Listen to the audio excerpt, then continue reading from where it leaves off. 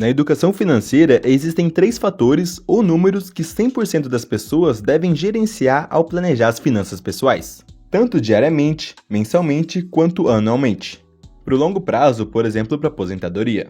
E muitas vezes negligenciar isso pode custar caro. Bom, uma pesquisa realizada pela 11, Fintech de Saúde Financeira, apontou que 41% dos brasileiros entrevistados sabem pouco ou quase nada sobre educação financeira. Outros 37% afirmam ter apenas conhecimentos básicos, enquanto que 18% sabem o suficiente para organizar as finanças pessoais, além de entenderem um pouco de investimentos. Enquanto que apenas 3% dominam o assunto e organizam as próprias finanças habitualmente.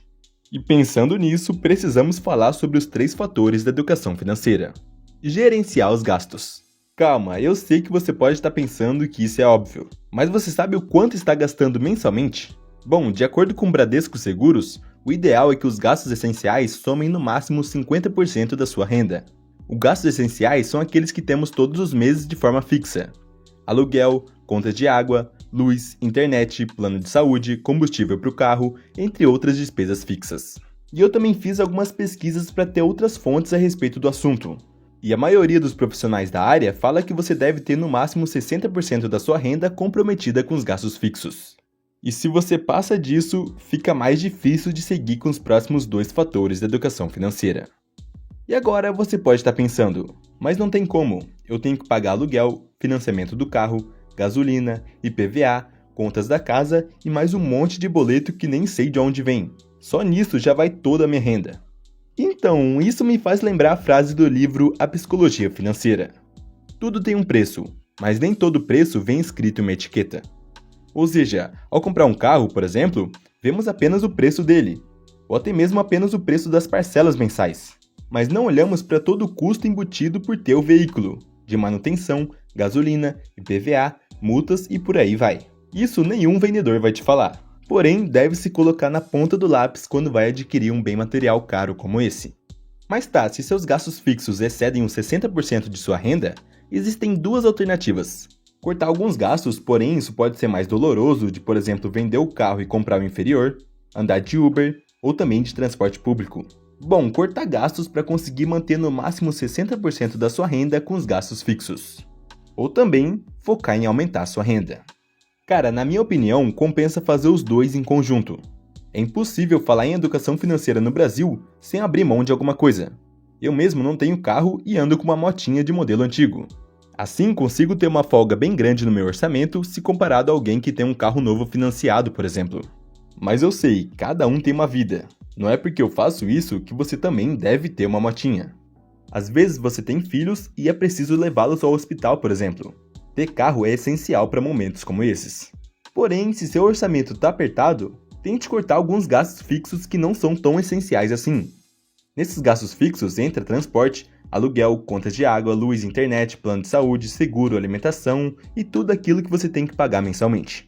E veja bem, não estou falando de você deixar de pagar plano de saúde caso você pague e economizar na alimentação, comendo só miojo, por exemplo. Eu estou falando para escolher ter gastos fixos com melhor custo-benefício para você e que você consiga mantê-los baixos sem prejudicar sua saúde, bem-estar e finanças.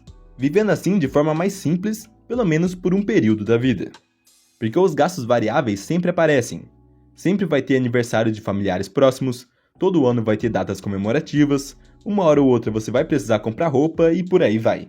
Assim como diz no livro O Homem Mais Rico da Babilônia. Controle seus gastos. Não confunda despesas necessárias com desejos. Anote na argila cada uma das coisas passíveis de despesa, selecione as necessárias, além de outras cujo custo não ultrapasse 90% de seus rendimentos. Lembrando que esse livro usa conceitos milenares, de cerca de 4.000 anos atrás, por isso ele diz sobre anotar na argila. E mesmo assim, são bem atuais. Mas agora você pode estar pensando, mas não tem como. Eu já tentei economizar em muita coisa, mas não tem mais de onde economizar. Meu salário é muito baixo e viver nesse país está cada vez mais caro. É por isso que ganhar mais é importante. Eu mesmo fiz um vídeo sobre ganhar salário mínimo no Brasil. Vou até deixar aqui em cima. No qual fiz uma comparação de alguém que ganha um salário mínimo e alguém que ganha R$3.000 por mês. Que ainda não é tão acima do mínimo, mas já dá uma diferença boa no orçamento de quem tem educação financeira e sabe administrar o dinheiro que entra. Porque se alguém que ganhava um salário mínimo conseguia aos trancos e barrancos economizar R$ 100 por mês para reserva de emergência, significaria poupar 7% da renda, gastando R$ 1.312 por mês. Agora, se essa mesma pessoa passasse a ganhar R$ 3.000, poderia, por exemplo, poupar para investir R$ 600, sendo 20% da renda, vivendo assim com R$ 2.400. Veja que a pessoa sai daquele aperto de viver só com R$ 1.300 por mês, podendo gastar mais R$ 1.100 por mês e ainda poupar muito mais do que antes, que conseguia de forma bem apertada economizar R$ 100. E é claro que esse é só um exemplo e cada um tem uma vida. Além disso, R$ 3.000 no Brasil ainda é um salário baixo, mas com certeza já é muito melhor que sobreviver com um salário mínimo. Foi isso que quis dizer em ganhar mais. Você vai ter uma folga maior no orçamento, podendo investir mais e aumentar um pouco o padrão de vida sem comprometer seu orçamento. Agora imagina se a pessoa continua focalizando em ganhar mais, passando dos 5.000, dos 7.000, 10.000 e por aí vai. Sua porcentagem de poupança. Lembrando que quando digo poupança, não estou falando da caderneta de poupança não, tá? Digo sobre o quanto você vai poupar para investir ou para formar sua reserva de emergência. Até porque a caderneta de poupança não é nem investimento. Rende muito abaixo do que qualquer investimento conservador de renda fixa. Mas agora, segundo o livro O Homem Mais Rico da Babilônia, o ouro vem de bom grado e numa quantidade crescente para todo homem que separa não menos de 10% de seus ganhos, a fim de criar um fundo para seu futuro e de sua família. Sabendo investir bem, criará um considerável fundo. Quanto mais acumular, mais atrairá.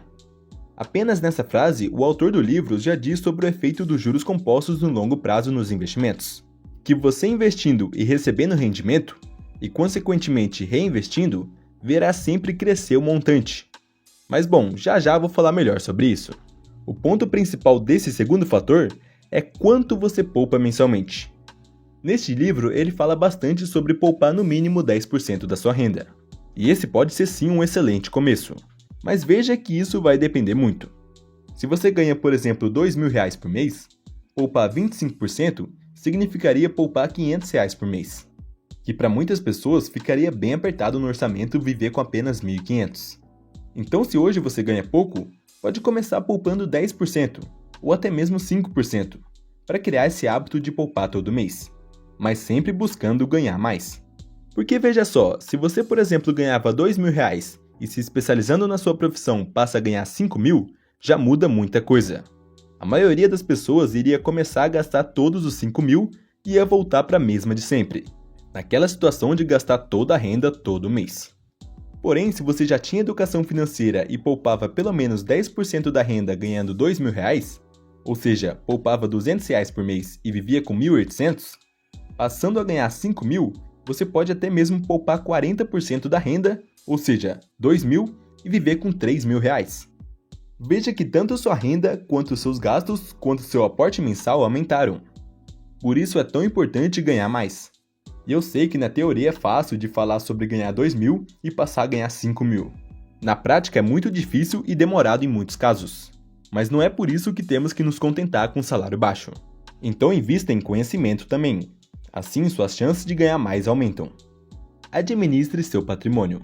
E é esse que causa aquela grande discussão. No livro Os Segredos da Mente Milionária é falado o seguinte: a verdadeira medida da riqueza é o patrimônio líquido, e não os rendimentos. Ou seja, o autor T. Harv Eker argumenta que sua riqueza é tudo aquilo que você tem, seja de patrimônio investido, seja na sua conta bancária, entre outros bens materiais, subtraindo assim por quanto você deve, por todas as dívidas que você tem, chegando finalmente no seu patrimônio líquido. Agora, por outro lado, o maior investidor pessoa física da Bolsa de Valores do Brasil, Luiz Barsi Filho, tem a seguinte frase: o patrimônio contempla seu ego, enquanto os dividendos contemplam seu bolso. Mostrando que não devemos dar tanta importância assim ao patrimônio, e sim aos rendimentos que você recebe por ter investido, pois serão eles que vão pagar suas contas e não seu patrimônio. Mas aí você pode ficar confuso por cada um falar uma coisa. Mas a verdade é que, querendo ou não, essas duas frases estão certas, e você vai entender o porquê. Bom, nos primeiros dois fatores entendemos sobre o controle de gastos e também o hábito de poupar mensalmente para investir. Podemos fazer aquela analogia simples da torneira que sempre que é aberta, libera seu fluxo de renda. Ou seja, sua renda mensal que ganhou trabalhando. Agora, se seu recipiente é furado, é impossível poupar todo mês. Toda a sua renda que entra também já vai embora. não restando nada de estoque no recipiente. Agora, se você, por exemplo, procura ganhar mais, aumentando seu fluxo de renda e ainda procura controlar os gastos, sempre terá um dinheiro de estoque, vamos dizer assim, que aumenta a cada mês que você poupa uma parcela da renda e também que recebe rendimentos.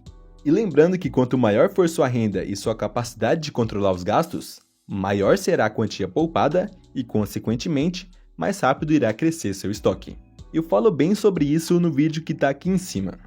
Mas agora, saindo um pouco dessa ilustração e trocando o nome de estoque para patrimônio, observamos que à medida que o tempo passa, seguindo ganhando mais e controlando os gastos para poupar, veremos nosso patrimônio crescendo.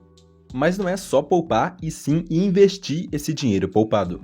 O primeiro estoque que todos devemos ter é a reserva de emergência, que deve ser aplicado em um investimento de renda fixa com liquidez imediata. Inclusive, eu falo bem detalhado sobre isso no vídeo que está aqui em cima. Mas tá, a partir do momento que você tiver uma boa reserva de emergência, pode também começar a investir para o longo prazo com foco em receber dividendos de ações e fundos imobiliários, por exemplo. Assim, recebendo seus dividendos, vai reinvestindo para assim formar aquele efeito de bola de neve de rendimentos sobre rendimentos no longo prazo. É como diz no livro O Homem Mais Rico da Babilônia. Uma parte de tudo que ganhar pertence a você. Assim, pegue esse tesouro e faça trabalhar para você. Façam filhos dele e os filhos dos filhos dele trabalharem para você. O que o autor quis dizer nesse trecho é exatamente o conceito de investir mensalmente e reinvestir os rendimentos. Dessa forma, no outro mês, irá receber um pouquinho mais, por ter reinvestido aquele rendimento que recebeu. Assim, reinvestindo novamente e assim sucessivamente. Separando também uma parcela da renda para investir do próprio bolso. No começo, os rendimentos são centavos. Porém, à medida que o tempo passa, você vê tanto o seu patrimônio quanto os seus rendimentos crescendo. Mas agora você pode pensar, mas então quanto maior nosso patrimônio, maior nossos rendimentos, né? Bom, em linhas gerais sim. Por isso que no livro Segredos da Mente Milionária é tão falado sobre a questão do patrimônio líquido.